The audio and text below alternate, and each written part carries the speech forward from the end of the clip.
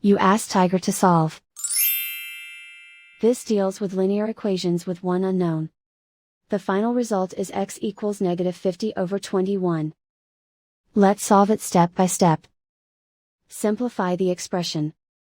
Multiply the fractions.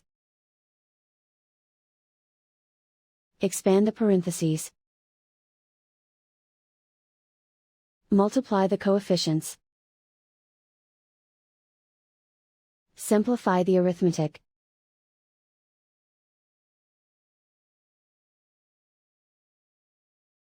Break up the fraction.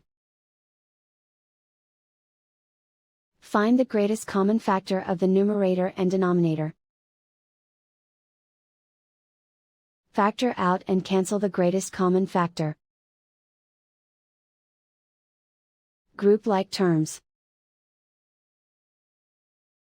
Convert the integer into a fraction. Combine the fractions. Combine the numerators. Group all constants on the right side of the equation. Subtract 25/2 from both sides. Combine the fractions. Combine the numerators. Reduce the zero numerator. Simplify the arithmetic.